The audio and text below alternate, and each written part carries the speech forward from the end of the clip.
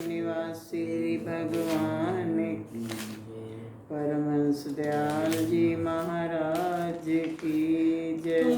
घट घट वासी भगवान की जय।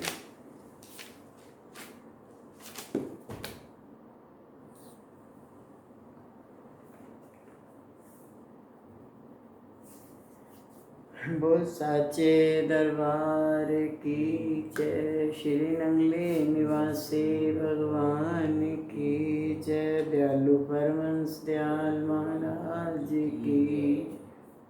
इष्ट देव भगवान की परम प्रिय आत्माओं और दूर दराज से आई हुई सारी साध संगत,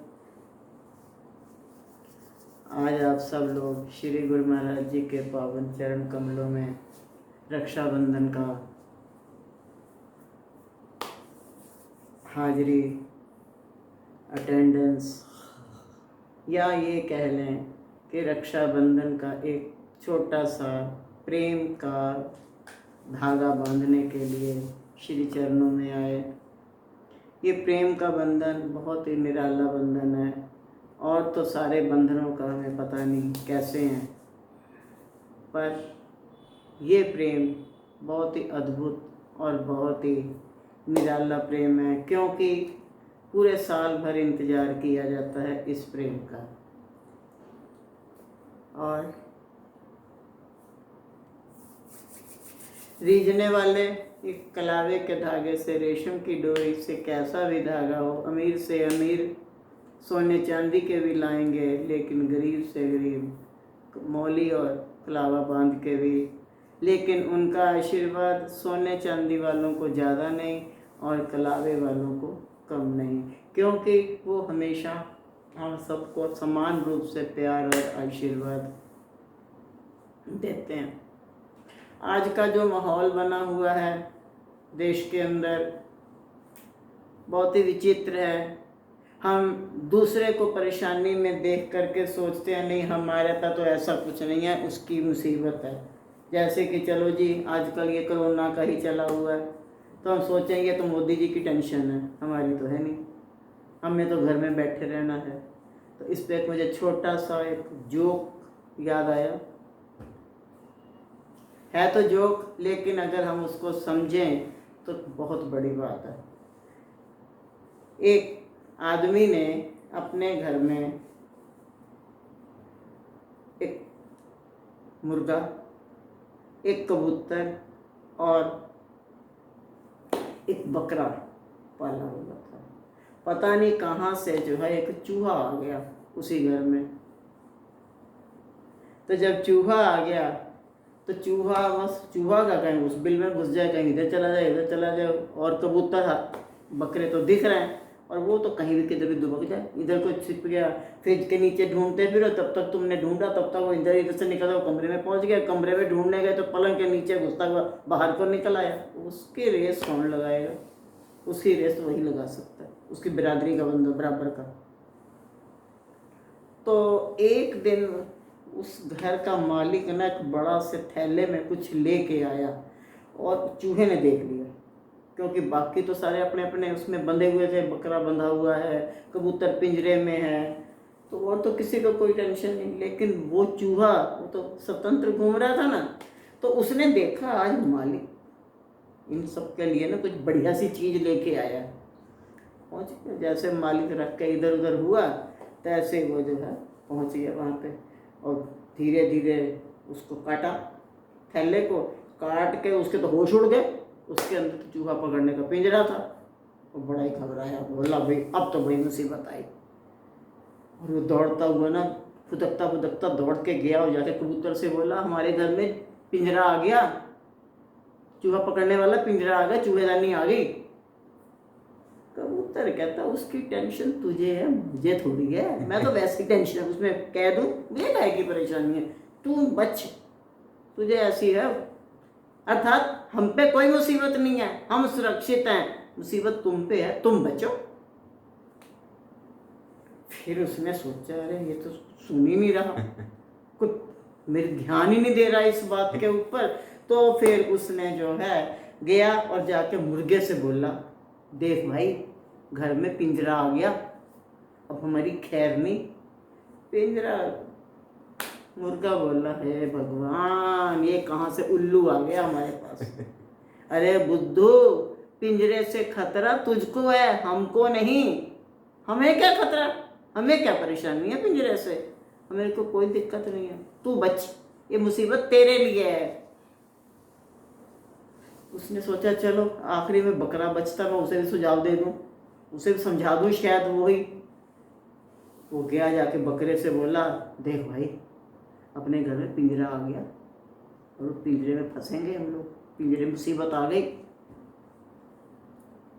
और बकरा तो इतनी जोर से हंसा, बोला हद हो गई, तू बच, तू हमें क्या बता रहा है, हमें कोई खतरा नहीं उस पिंजरे से, सारा खतरा तेरे लिए, तू जान, क्या तू इधर भागता फिर रहा है, हमें कोई परेशानी नहीं, हम ठीक है, तू देख तेरे पे बीत रही है। उसने सोचा चलो भाई, अगर ये किसी नहीं मेरे दुख को समझ रहे तो चल भाई चूहे महाराज तू ही निकल ले।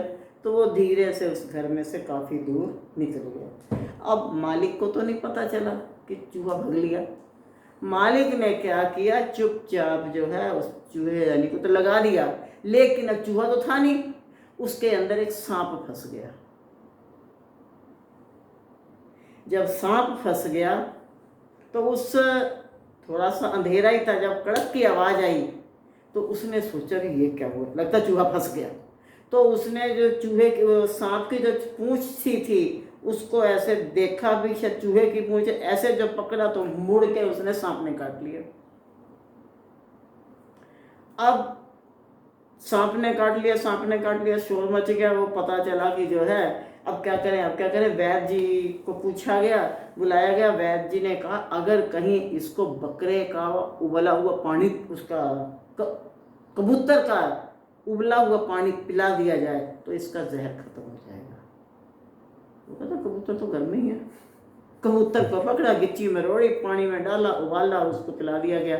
अब क्या हुआ, अब पूरे जो गांव में शोर मचा, सारे मोहल्लेदारी वाले, रिश्तेदारी वाले हाल पूछने के लिए वहां पे आ गए।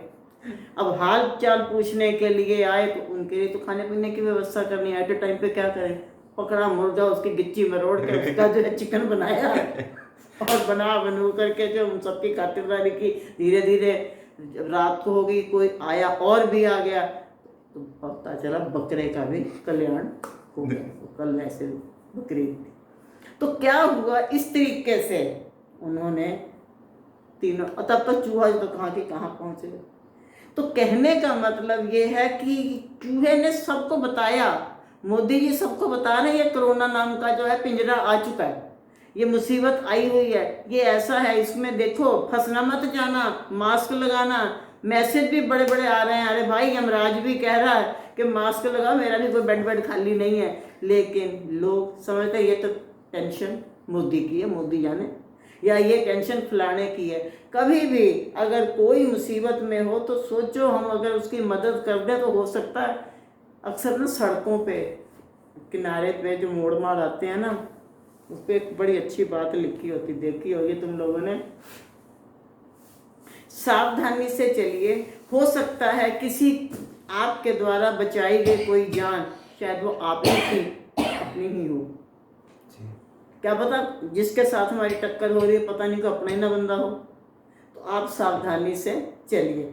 ऐसे ही इसमें भी यही बात आती है कि हमने ये सोचें कि आज ये जो झंझट है दूसरे के लिए है, ना ना ना, दूसरे के लिए नहीं है, हम भी उसी में ही हैं, उसी घर के अंदर ही वो लोग रहते। चूहा तो आ गया था मेहमानी में, और चूहे ने मेहमानी होते हुए भी सबको सचेत कर दिया, सबको बताया भी, और किसी ने सुनी नहीं। तो चूहा ये तो पता नहीं कहाँ के कहाँ नहीं, उनके तो और कई घर, ये भी घुस जाएगा वो, उसकी तो भली पूछी, पर ये बेचारे ये सारे के सारे शहीद हो गए। काश इन्होंने कुछ प्लान बनाया होता, चूहे के दुख को समझा होता, तो शायद ये तीनों चारों मिलकर कोई प्री प्लानिंग बना लेते या कुछ करते।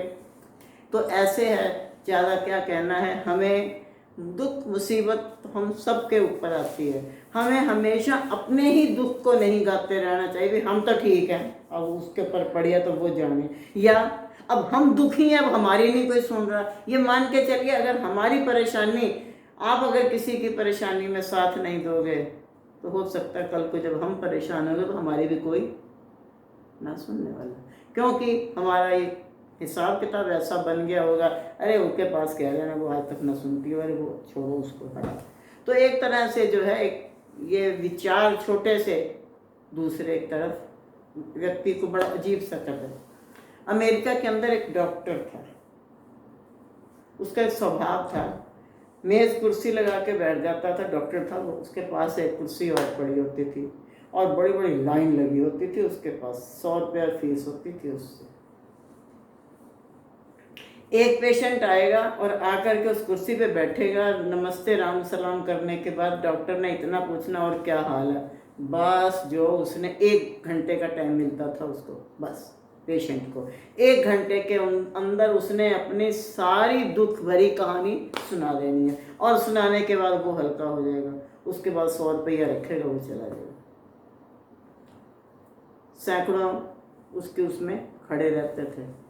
एक दिन कोई दूसरे के दुख को समझने वाला खास ही आ गया। प्रथम जैसा उसने सोचा भी डॉक्टर के पास सारे रोना रुकते हैं, मैं डॉक्टर का तो हाल पूछ के आऊँगी, तेरा क्या हाल है, तू सबका सुन सुन के तू तो नहीं पगला गया कहीं। तो वो बड़ी हिम्मत करके गया, बैठा वहाँ पे, तो उसने पूछा क्या हाल है। प्रथम ने कहा जी मैं तो हूँ ठीक, मैं तुम्हारा हाल पूछने आया हूँ, तुम सवेरे से शाम तक जो सबका रोना सुनते रहते हो, तुम्हारे अंदर तो एक बहुत बड़ा समुद्र भर गया होगा दुखों का, मुसीबतों का। वो कहता जी मैं केवल शक्ल वैसी बनाता हूँ। क्यों? उसको ये लग रहा है कि मैं सुन रहा हूँ, मैं सुनता नहीं हूँ, दोनों कानों का प्रयोग करता हूँ, इधर से आती बात इधर को चली जाती है, लेकिन उसके साथ एक मेरा ऐसा आत्मीयता का रिश्ता बन जाता है पेशेंट के साथ कि वो मुझे इतना अपना समझ लेता है कि अपने पूरी दुख की कहानी सुना करके बिल्कुल हल्का हो जाता है, और वो इतने में अगर वो ठीक होता तो मेरा कुछ भी नहीं जाता।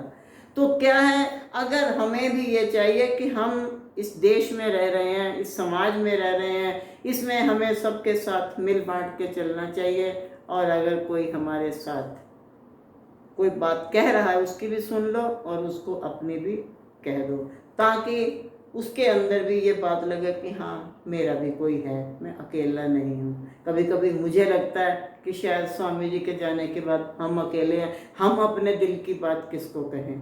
हम भी वहीं पे जाके मंदिर में गुरु महाराज जी को कह देते हैं सुन लो ये बात, और सुनाने की तुम्हें ज़रूरत नहीं, स्वामी जी के लिए तो कहनी पड़ती थी, और तुम तो वहीं पे बैठे हो जहाँ से इस बात ने उठना, खुद ही समझ लो। ठीक है, वो सुनते हैं नहीं सुनते हैं ये उनकी मौज है, उसकी तरह डॉक्टर की तरह सिर ही हिलाते हैं या बात को सुनते हैं या ऐसे दृष्टि घुमाते हैं, कुछ भी करेंगे, कुछ तो उनके अगर मान लो दृष्टि ही डालेंगे तो भी हमारा कल्याण, अगर जो है वो मुस्कुराई देंगे तो भी हमारा कल्याण, और अगर जो है चुपचाप भी बैठे भी रहेंगे तो भी हमारा कल्याण है। कम से कम हमारी बात को उन्होंने इतना तो अहमियत दी कि चुपचाप बैठ के सुना, तो हर हाल में हमारा कल्याण ही कल्याण। तो क्या है प्यारे, इस रक्षाबंधन के त्यौहार के अंदर आज के समय में सभी को रक्षा की ज़रूरत है, बहनों को भी ज़रूरत है, भाई बेचारे क्या रक्षा करेंगे, खुद ही बेचारे मरू मरू हुए पड़े हैं। इसको देश के अंदर ऐसी इस समय झंझट पड़ा है, लेकिन कुछ बस ये इसका राम जी का शुरू हो गया है, बहुत अच्छी बात है, क्योंकि अयोध्या की जन्मभूमि से मेरा खास रिश्ता है। एक तो वो लखनऊ के पास है, दूसरा अगर जन्मभूमि में वो मस्जिद ना टूटती तो स्वामी जी तुम्हारे वहाँ ना जाते, और वहाँ ना जाते तो हमें ना मिलते, और हम आप सबसे ना मिलते, तो हमारा तो और भी मज़े मज़े वाला रिश्ता है। तो श्री गुरु महाराज से प्रार्थना है कि मालिक कोई विघ्न मत डालना, निर्विघ्न इस काम को पूरा करके इस मंदिर का कल्याण हो, मंदिर बने, ताकि हम सब भी दर्शन करने आए। याद आता है एक बार हम लोग सारे बस भर के गए वहाँ पे, लखनऊ भंडारा था उसके बाद हम लोग गए अयोध्या, ये राज वगैरह सब कहने लगे चलना, चलो। इतने उस पे बांस बल्ली लगे हुए हैं, इधर से इधर, इधर से इधर, इधर से इधर, इधर से इधर, और इतनी चेकिंग, दुनिया भर की चेकिंग करा के जब वहाँ पे पहुँचे, तो जब बाहर निकले मैंने राजगंज जी से कहा मैं दर्शन हुए, कहनी भाई राम जी कितने, मैं कहा वो बैठे ने पत्थर दे उत्ते।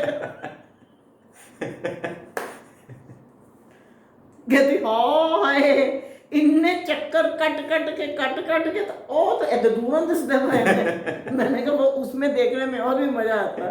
तो क्या है आज वो स्थिति, ठीक है कुदरत की बात है, कुदरत ने जब हर, देखिए ग्राहक, गुरु और मृत्यु, इनका कोई भी टाइम निश्चित नहीं।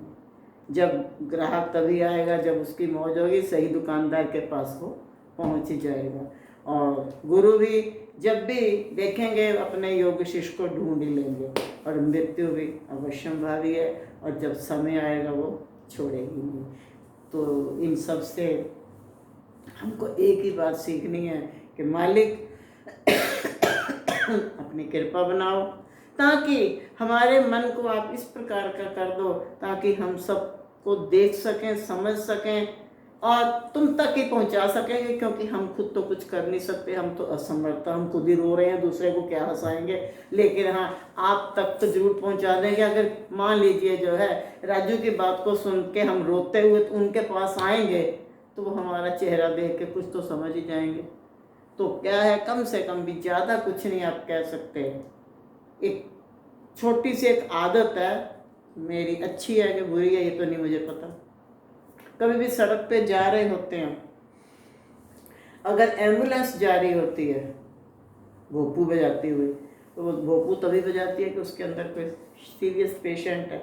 तो पता नहीं क्यों उस समय मन से एक आवाज़ जरूर उठती है कि गुरु महाराज जी ये जो भी पेशेंट है, किसी का भाई है, किसी का पिता, किसी की माँ बहन, जो भी है, रक्षा करना, इसका समय पे पहुंचा करके इसको दवाई दिलवा देना और इसकी रक्षा करना। अब पता नहीं, हालांकि उसकी हमारी कोई रिश्तेदारी नहीं, कोई नहीं, पता नहीं वो एम्बुलेंस किधर से किधर पहुंच गई, पर हाँ एक मन के अंदर जरूर बात आती है कि मालिक इनकी रक्षा करना। तो हमारा भी ये धर्म बनता है कि हम हमेशा दूसरों की भलाई के लिए अवश्य उस कुल मालिक से बेनती करें। और अगर हम दूसरे का भला करेंगे, उन तीनों चारों ने अगर चूहे का भला किया होता तो उनका खुद का भी भला हो गया होता। लेकिन उन्होंने सोचा वो तेरी दिक्कत है, वो तेरी परेशानी है, वो तेरी परेशानी है। तो ऐसी बात नहीं, वो तेरी जो परेशानी है ना, तो वो फिर वो तो निकल गया, उसी की थी तो उसने फिर किसी को नहीं पकड़ा, अकेला ही निकल भागा। तो अगर सब लोग होते तो कहना, बड़ी पुरानी कहावत है, यूनियन इज स्ट्रेंथ, एकता में बल है। प्रेम से, एकता से अगर मिलके काम करोगे तो वो काम बहुत जल्दी हो जाएगा, और अगर अलग अलग करेंगे तो वो बड़ा मुश्किल होएगा। एक पिता के 4 बेटे थे, चारों लड़ते मरते रहते थे, किसी का मुंह इधर तो किसी का इधर, किसी का इधर, किसी का इधर, हमेशा आपसी झगड़ा चला रहता था। पिता बड़ा परेशान हो गया। पिता का आखिरी समय आने वाला था, तभी पिता ने अपने बड़े बेटे से को बुलाया, कहा ऐसा है जंगल से ना कुछ लकड़ियाँ ले आ। तेरी माँ कह रही है कि चूल्हे जलाने के लिए लकड़ी ख़त्म हो रही है, तो तू जा जाके लकड़ी ले आ। ले आया, लकड़ी आ गई। तो उसने जो है चारों को एक एक लकड़ी पकड़ा दी और बोला इसे तोड़ दो। चारों ने पकड़ा, घुटने से मारा, जोर, 1 की 2 हो गई, कोई पतली ज़्यादा ही थी तो वो 2 की 3 भी हो गई। फिर उन्होंने तो चारों को इकट्ठा कर दिया, बांध दिया, और चारों के पास वो चारों का बंधा हुआ गट्ठर भेजा, बोला इसको तोड़ो। चारों में से कोई भी नहीं तोड़ सका। तो उन्होंने पूछा बेटे ने कि ये क्या मतलब है। वो कहते ये का कि अगर तुम अलग अलग रह करके ऐसे अपना झगड़े पगड़े का बात करोगे तो 2 बिल्लियों की लड़ाई में बंदर मजे लेगा। अगर तुम आपसी तनाव से, आपसी झगड़े से, किसी के दुख को ना समझ के अपनी स्वार्थ की बात को पकड़ोगे तो तुम नुकसान में रहोगे। और अगर चारों मिल के चलोगे, एक एक को तुम चारों ने फटाफट तोड़ दिया, और ये अब तोड़ के दिखाओ, क्योंकि अब मजबूत हो चुकी हैं। इसलिए हमें भी ये पूरे देशवासियों को बल्कि ये चाहिए कि सब लोग मिलजुल के एकजुट हो करके चलें, एकजुट हो करके इस समय समस्या को लेकर के जो नियम बने हैं इसके बनाया इन्होंने, मास्क लगाना है और ये दूरी बनानी है और ये हाथ धोने हैं, नॉर्मल से तरीके हैं, कोई बहुत भारी तरीके नहीं हैं। इनके करने से अगर हम बच सकते हैं तो ये बड़ा सस्ता सौदा है। पर यह है कि हमें ये नहीं सोचना अरे ये मोदी जी की दिक्कत हमारी थोड़ी है, हम सब की दिक्कत है, हम सबको मिलके इसको चलाना है। नहीं तो अगर मोदी जी कहेंगे मैं तो सुरक्षित हूँ तुम जानो, तो तुम फिर वही बात हो रही है, जो उनकी बात को नहीं मान पा रहे हैं फिर वो भुगत रहे हैं। तो प्यारे ज़्यादा नहीं कहेंगे, राम जी की बात है, अयोध्या का काम शुरू होने वाला है, तो उसी बात के ऊपर ही चलते हैं। लक्ष्मण सा भाई हो, लक्ष्मण सा भाई हो, नगरी अयोध्या की जहाँ मेरा रघुराई हो, नगरी अयोध्या की जहाँ मेरा रघुराई हो, नगरी अयोध्या की, नगरी हो अयोध्या की, रघुकुल का घराना हो, रघुकुल का घराना हो, चरण हो राघव के जहाँ मेरा ठिकाना हो, चरण हो राघव के जहाँ मेरा ठिकाना हो, त्याग भरत जैसा, हो त्याग भरत जैसा, सीता सी नारी हो, सीता सी नारी हो, लव कुश के जैसी संतान हमारी हो, लव कुश के जैसी संतान हमारी हो, लक्ष्मण सा भाई हो, लक्ष्मण सा भाई हो, कौशल्या माई हो, स्वामी तुम जैसा मेरा रघुराई हो, स्वामी तुम जैसा मेरा रघुराई हो, शरधा हो श्रवण जैसी, शरधा हो श्रवण जैसी, शबरी सी भक्ति हो, शबरी सी भक्ति हो, हनुमत के जैसी भक्ति और भक्ति हो, हनुमत के जैसी निष्ठा और भक्ति हो,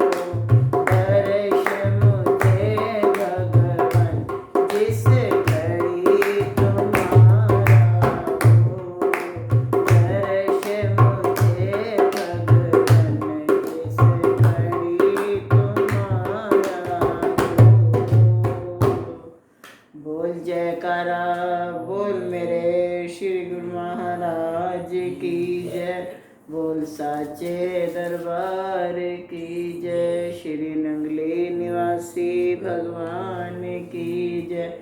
दयालु परमहंस दयाल महाराज की जय। सियावर रामचंद्र की पवन सुत हनुमान की जय। उमापति महादेव की जय।